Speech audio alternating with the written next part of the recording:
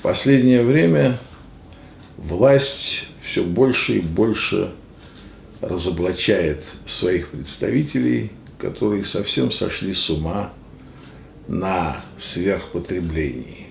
Квартиры за миллионы долларов, недвижимость, ну уж когда дело доходит до каких-то невероятных самолетов с золотыми унитазами, которые возят не только самих их обладателей, но и их собак, то люди начинают задаваться вопросом, в чем суть этого безумия?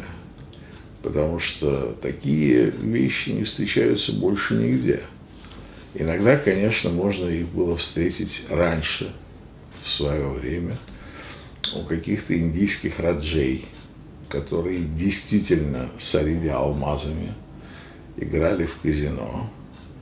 И колониальные власти британские поощряли эти эксцессы в роскоши, в сверхпотреблении и так далее. И самое главное, в пустом проматывании колоссальных средств. Но даже и для раджей это все в прошлом. А в России это все продолжается. Люди задаются вопросом, они что, психически больные, у них диагноз? Зачем человеку, допустим, 50, а то и 100 самолетов с золотыми унитазами? Зачем возить по всему миру собак в этих самолетах? Зачем коллекционировать гигантское количество недвижимости, в большей части которой человек не может даже побывать в гостях, не то что там жить? На самом деле ответ не так уж прост, потому что здесь есть некая метафизическая тонкость. Ведь власть играет роль мытарей, работающих в пользу сатаны, в пользу Иблиса. Иблис облагает данью человечества. Иблис снимает с человечества, проживающего на этой планете, арендную плату за жизнь на этой земле. Как лендлорд собирает деньги с своих жильцов. С тем, естественно, моментом, что эта арендная плата все время повышается.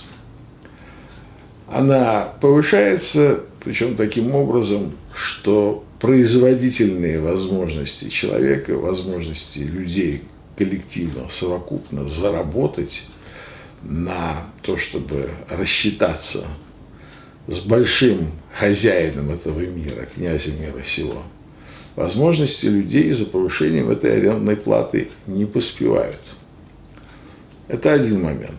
Второй момент – это то, что мытари, которые собирают налоги с человечества, естественно, сегментированы. То есть кто-то со своей части управляемого человечества, кто-то там с другой своей части. Потом все это идет в общак на подготовку комитета по встрече Антихриста. Но, естественно, к рукам прилипает очень много. Естественно, мытари кладут себе в карман на проходе достаточно значительную долю собираемого ресурса. Причем с точки зрения мытарей это все законно, потому что даже собирание в какие-то гуманитарные и такие благотворительные фонды, оно, как правило, в своих уставах предусматривает, в некоторых уставах, что до 80% собранных денег идут в карман собирающим. Вот. Есть такие уставы, есть, и в принципе, там сама система таких фондов и таких сборов, она предполагает воровство и жульничество. Но, опять-таки, людям понятно, почему, скажем, дорвавшиеся до ресурсов чиновники, мытари, слуги Антихриста даджала крадут. Людям гораздо меньше понятно, почему они превращают украденное в бессмысленные реализации, в бессмысленное потребление. То есть яхта не 150 метров, а 180. Не 20 метров ширины по ватерлинии, а 25. То есть, что, собственно говоря, там это, конечно, на десятки там, и сотни тысяч долларов дороже, но что, собственно говоря, выигрывает человек, который заказывает себе яхту на 30 метров, превышающую длину самой длинной? Почему он ставит золотые унитазы, почему он там ставит какой-нибудь невероятный из особого мрамора, там, скажем, плитку, облицовку в сортирах на этих ваннах и туалетах и так далее, и так далее. То есть, ну, скажем, роскошь саудовцев, роскошь там султана Брунея и прочее. Чем она мотивирована? А дело в том, что эти мытари находятся под контролем определенных сил, невидимых сил, которые держат и плотно контролируют их психику. Они потребляют тоже в свою очередь, они потребляют эту роскошь в первую очередь. Не человек сам, который вот является оператором, тело, как говорят, тушка, не тушка является, так сказать, потребителем этой роскоши, а та психическая монада, которая его контролирует. Потому что роскошь, напомню, она связана с элементом света. Ну, если вы подумаете о том, как вы себе представляете роскошь. Вот вы заходите куда-то в роскошное помещение. Естественно, вы его видите как? Сияющим, что там очень много хрусталя, очень много источников света, очень много, конечно же, золота. А золото – это аналог солнца. Очень много света, очень много блеска, очень много там драгоценных камней или хотя бы их имитаций. То есть свет является главным элементом роскоши и, естественно, именно через роскошь, то есть через свет реализуется представление о красоте, само понятие красоты.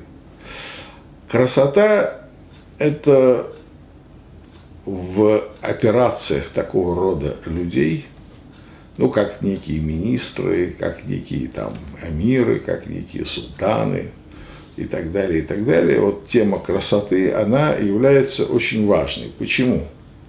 Потому что красота – это атрибут сатаны. Вы удивлены? А вот не стоит удивляться, потому что сатану следует воспринимать и видеть, реального сатану, иблиса. Не как монстра с крыльями летучей мыши, рогами, с такой чудовищной красно-коричневой кожей, поросшей шерстью. Нет. Это, возможно, джинны из нижних миров, которых часто принимают вот за воплощение зла, как оно есть, да? Но оно не имеет никакого отношения к Иблису. Иблис – это Аполлон Мусагет. Это световой человек иранского суфизма. Это на самом деле утренняя звезда. Это человек земли и неба, который представляет собой совершенное соединение всех состояний бытия. И, естественно, это световое соединение. То есть, на самом деле, сатана неотъемлем от гармонии, от эстетики, от красоты, от сияния, от всех вот таких вот вещей, которые сопрягаются с идеей силы, власти, изобилия, роскоши и так далее. Идея величия у людей, которые погружены в бытие, и идея красоты и сияния, они тесно связаны. Бытие должно сиять. И если вы подумаете об этом, о метафизической стороне дела, о том, что пребывание у власти для таких людей, остро чувствующих предназначение своего поста, своей функции мытаря, что оно должно обязательно транслироваться в таких вот зримых образах и категориях света и красоты, для вас тогда не будет удивительным, почему собаки могут ходить в золотых ошейниках и летать в самых дорогих бизнес-джетах. Потому что это аспекты метафизики сатаны. Это проявление того, что бытие сосредоточено в великом существе, которое есть утренняя звезда, которое есть Люцифер. Люцифер, то есть носитель света. Тогда понятно и золото, и эксцессы, и так далее, и так далее. Потому что роскошь – это атрибут бытия, которое на самом деле является антидух.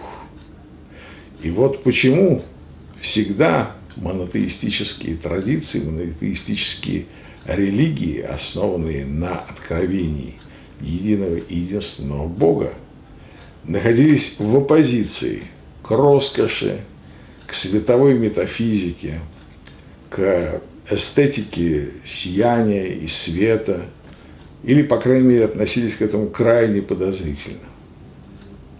Почему у первых праведных халифов халаты были в дырках и в заплатах? Тоже поэтому. Потому что идея величия Аллаха настолько превышает принципы величия бытия, принципы величия, так сказать, вот этого сущего, в который мы вброшены, что выглядит как нищета. Аллах презентует себе как нищету, потому что он не может вместиться в свет и величие, которое мы находим здесь. А если мы здесь видим свет и величие, то это явно признаки сатаны. Вот поэтому коррупция, связанная с правящими кругами, она не просто желание вкусно покушать или отдохнуть на каком-то курорте типа Куршавеля. Это ерунда. Коррупция связана с служением мамоне. Для большинства это просто слова. Ну, какому-то мамоне это метафора. Там бог денег, там бог золота, вот, какое-то служение. Ну, естественно, гребут просто там какие-то доллары, рублики. Нет. Служение мамоне – это служение одному из аспектов сатаны. Это служение эстетики. Это служение, именно служение той красоте, тому принципу прекрасного и сияющего, который является неотъемлемой чертой ненависти к Всевышнему и ненависти к Духу. Теперь смотрите. Служение мамоне, золотой телец. Все эти моменты, они интегрированы, являются одним целым. Это просто преодоление той грязи, из которой был создан человек. Но ведь Иблис говорит Всевышнему, когда ему было приказано поклониться Адаму: «Ты создал меня из огня, а его из глины». Ну, из глины, из грязи, да? И вот та часть людей, которая поставлена сатаной служить ему и поставлена наверх, она, естественно, хочет приблизиться к огню. Она, естественно, хочет выйти из грязи в князи, приблизиться к огню. Но к огню тварные существа из глины приблизиться не могут. Это бубо. Это сразу очень не в кайф. А вот золото – это максимальное приближение к огню, которое можно достичь на уровне глины. Из свинца – золото. Поэтому все, что мы находим в плане эксцессов так называемого потребления, есть форма литургия. Вы говорите, с жиру бесится. делать нечего. За 50 миллионов долларов купят самолет и возят на нем собачек.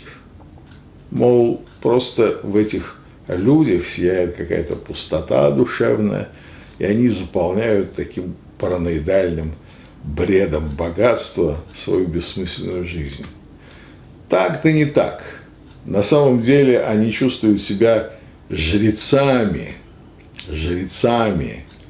того, кого мы называем великим существом, то есть князя мира сего, жрецами, которые осуществляют литургию, и поэтому они чувствуют, наоборот, свою жизнь насыщенной, наполненной, как всякий поп, который при делах, который посвящен.